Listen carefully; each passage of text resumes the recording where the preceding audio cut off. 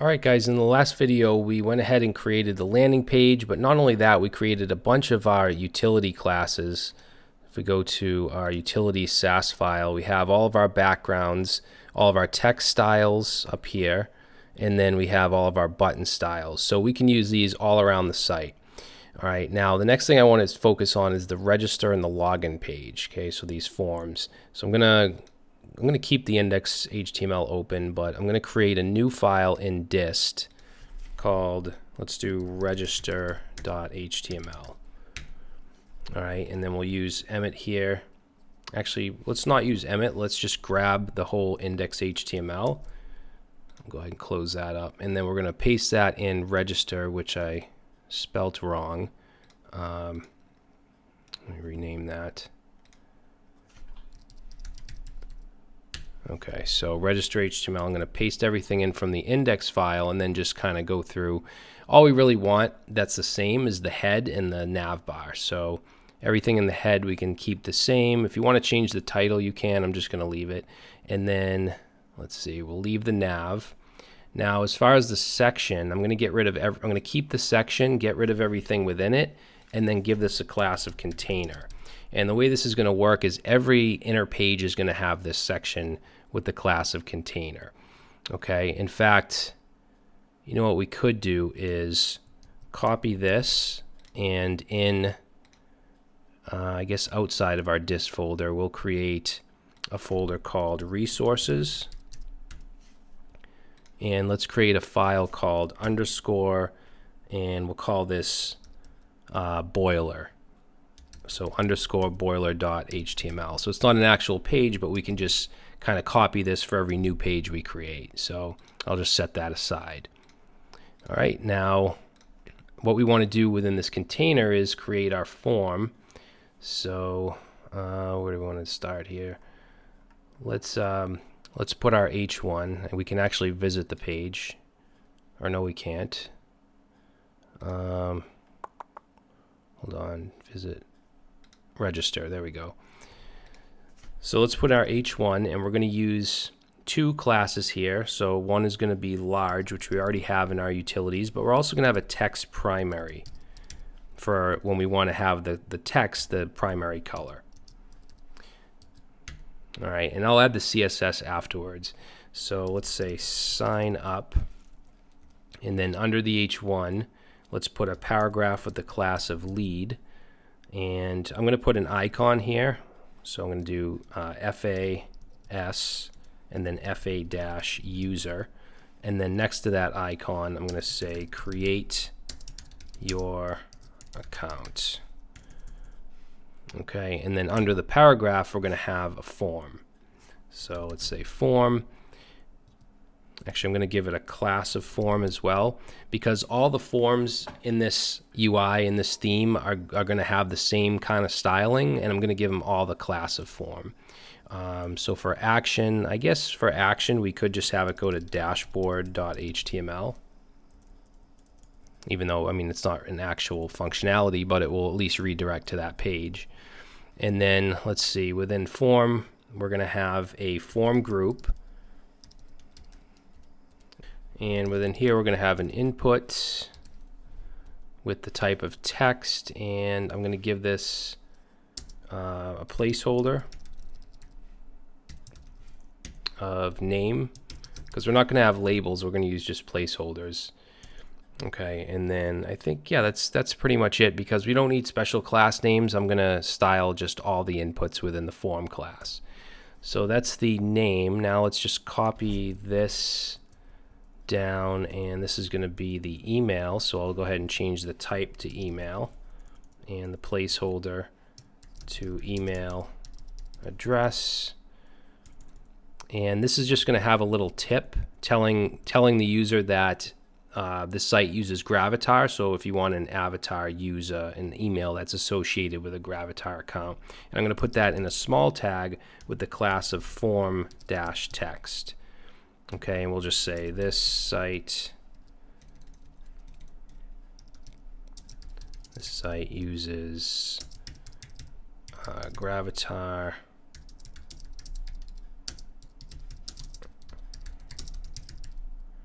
use a Gravatar email. All right, and then under that we want the password input, so I'm just going to copy the form group up here, go under this one, and this one is going to be type password, name is going to be password, and then we'll do one more. This is going to be the confirm password. So let's say type password, and we'll say confirm password. Okay, now if you want to add some validation here, some front-end validation, you can do that. Like we could add required email. That will have to be a valid email because of the type. And then we could do like min length here of, let's say, 6. And we'll do that here as well. Okay, just some HTML5 client-side validation. So I saved that. Why isn't... Oh, there we go. All right, and we'll style this stuff after. And then there's one more thing I want to have under the form, which is a paragraph. And I'm going to give this a class of my-1, which is going to be a margin class. And you'll see how we'll create those after. So let's say already have an account. Then we want to send them, we want to create a link to the login.html. And we'll just say sign in. Okay, so that's all the HTML. Now let's head over to the CSS, and I'm going to go to the utilities file first because we have a few utilities to add. So the container is a utility because we're using that all over the place, and that's usually the first thing I like to put. So I'm going to put that up at the top here. So let's say container, and I'm going to set a max width, and if you remember, we have a variable called max width, and I believe I set it to 1100 pixels. Let me just check. So let's see, we want to go to our config. Yeah. All right. So let's see, container, max width, and then let's set margin auto. We want to move everything to the middle. So we're going to set margin auto. Let's set an overflow of hidden. And then let's add a little bit of padding on the left and right. So 0. And then let's do 2 rem. And then I'm going to add some margin to the top because, as you can see, the navbar is covering everything because it's position fixed. So I'm going to do margin top 6 rem. And then just some margin bottom as well. And let's do 3 rem for that. So we'll save, and then it kind of moves it into place. All right, so what other utility classes? We have text primary. I'm going to put that under text styles. So we'll say text primary. And we're just going to set the color of that to the primary color. Now, if you want, you can create text styles for all the different colors, like light, dark, success, and stuff, but I'm not going to be using that at all, so I'm just going to have the text primary. And what else did we have? I think register. I think that's it aside from the form stuff, which we're going to do next. Oh, we don't have a submit button. So for this register form, we need to obviously have a submit button, which is going to go under the last form group here. Let's say we'll do input type submit, or we'll say register. And we should be able to use button classes on input buttons like this. So we'll say btn, and let's do btn primary, like that. Okay, so now let's go back to, I'm going to put my forms, actually, you know what? I'm going to create a separate file for my form styles just because it's quite a bit, and I don't feel like it fits in either because it's not really a utility. Well, I guess it is a utility, but there's just so many styles associated with it that I'm going to create my own file. So let's do underscore forms or form.scss. And it's up to you. When it comes to Sass, it's really up to you on how you want to structure it. If you wanted a ton of Sass files, like let's say one for your nav bar, one for your landing and all that, you can do that. I don't like to have too many, but I do like to break it up a little bit rather than just have this one big file. So in our form, actually let's bring it in first. So go ahead and bring this in. So we want to import our form styling, and let's go ahead and put a form class. Now we don't really have any styles for the actual form tag. It's just the stuff within it, such as form group. So I'm going to do &-group, which will target the form group class. And I just want to add margin to the top and bottom. We'll do 1.2 rem on the top and bottom here. Kind of separates things a little. And then we have the form text, which is wait, what is form text? Let's see, what did I do? Yeah, okay, so the span. I thought I called it something else, but yeah, the small tag, not the span, the small tag, which is this, okay, any help text. I thought I called it help text, but form text works. So let's do &-text, and we want to display it as a block. That will move it on to the next line. And then let's do a margin top, move it down a little bit. We'll do 0.3 rem, and color I'm going to do 888, make it a little lighter. Okay, and then we want to do our inputs. Now we can target the specific types of inputs we want, because remember, I used input for the button and I don't want to style the button. I'm just doing like the name, the password, email. So I'm going to put input and then types. So let's do for the inputs that are text, the type of text, and I'm actually going to copy this down a couple times. So let's see, we're also going to grab email and password, and later on we're going to have a date field, so we also want this to pertain to that. Also any select lists and any text areas. Okay, so all of these are going to get the same styling. Now let's see, I want to display, make sure they're all displayed as block. I want the width to go all the way across, so if I save, you'll see nothing happens. What did I do wrong? Oh, I put a colon. There we go. So now all of these are going to span all the way across, which is what I want. They're way too skinny though. Let's add some padding inside of them. So we'll do 0.4 rem. And I'm also going to up the font size just a bit to 1.2 rem. And make the border 1 pixel solid and CCC. There we go. So that looks pretty good. I think that's it. Yeah, so we will have some stuff for the social inputs on the create profile form that will go in here, but I'm not going to do that just yet. Now I want to do the margin classes, because you see how this is so close to this. I like to have margin and padding classes so I can simply add in like my1, which is margin on the y-axis, so margin top and bottom. Okay, I also like to have m-1, m-2, m-3, which is margin all around. So we're going to create that, but we're going to do it in a Sass type of way, in a sassy way. So let's go to our config, because this is where I want to put this. Anytime we have like this logic type stuff, I like to put it in my config. And we could just manually create the classes. Like it's going to turn out to be my-1, and it will have a margin of 1 rem top and bottom, 0 left and right, and we'll do -1, 2, 3, 4, and so on, all the way up to 5.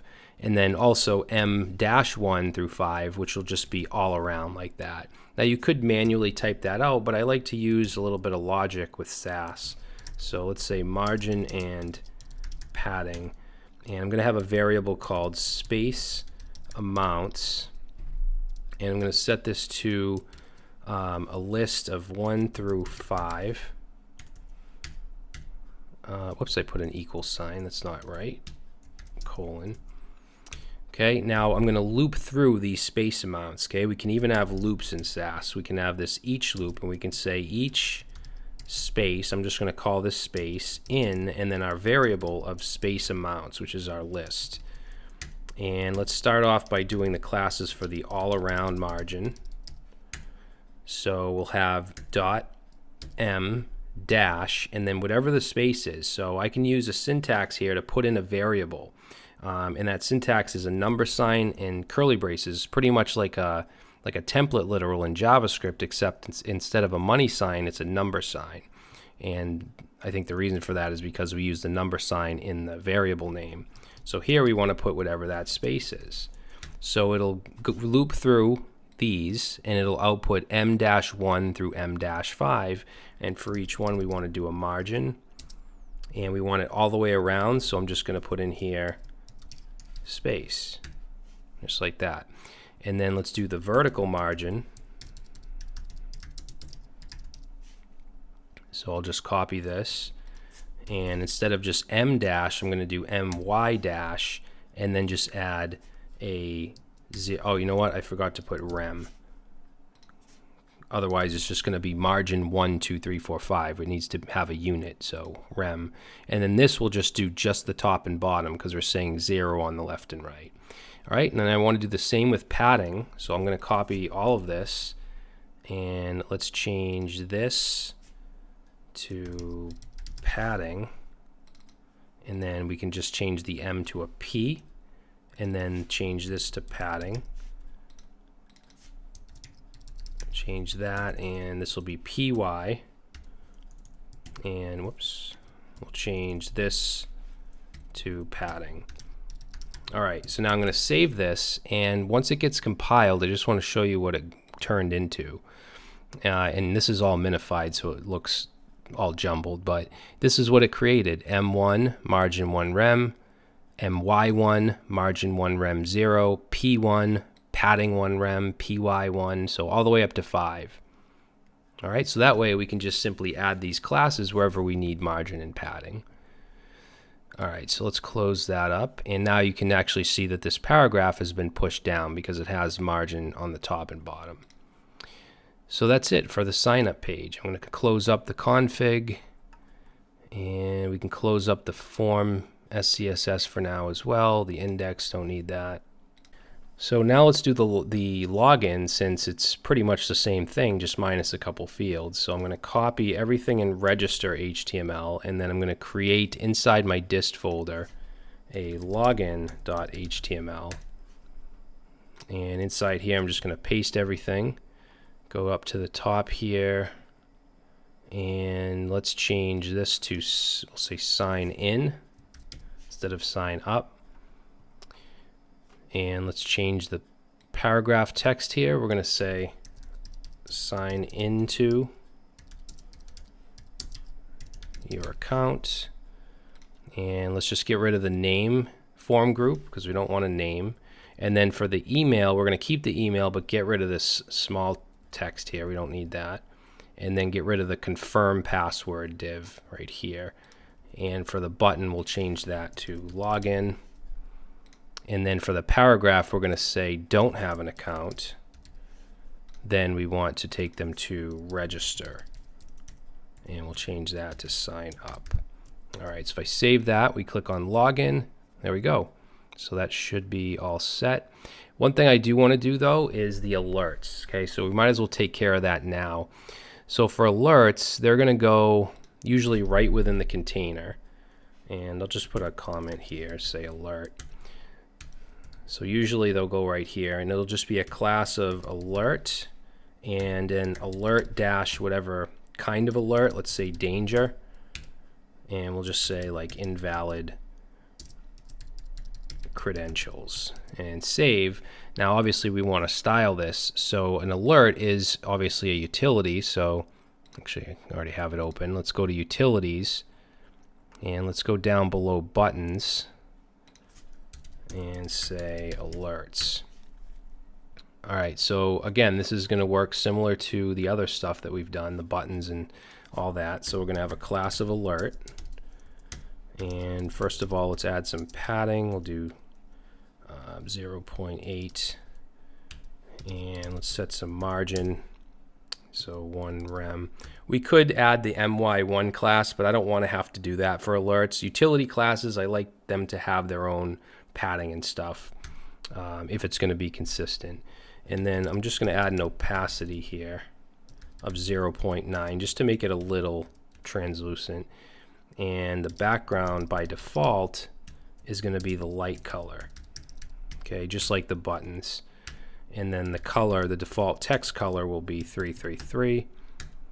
Okay, now we're going to create the special, or I guess the sub classes. So we'll do ampersand.alert-primary. And we're going to take advantage of our set background mix-in. So let's do include set-background and pass in our primary color. All right, and then I'm going to copy this down. Let's see, 2, 3, 4. So we have primary, we have dark. Change that to dark. And we have success and danger. Like that. All right. Wait a sec. Class alert and alert danger. What did I do wrong here?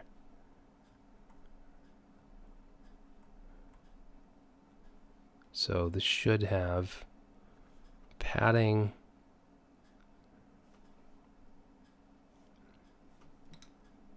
Oh, I did 0.8. There we go. However, this should have white text because we're using alert danger. Let me go into my config real quick because it should set the text color to red. I think we might have to adjust the lightness. So let's try 60. There we go. Okay, so I guess the lightness was just a little too low for that contrast. So now it's white. Okay, good. All right, so we have both of our forms. We have our alert, or both, I should say, our login and register form. There's other forms as well. So let's close those up. Those are done. So I think that in the next video, we're going to start on the developers or the profiles page where it lists out all the profiles. We're going to be using the grid system, and then we'll do the individual profile pages, which we'll be using the grid system pretty extensively with grid template areas.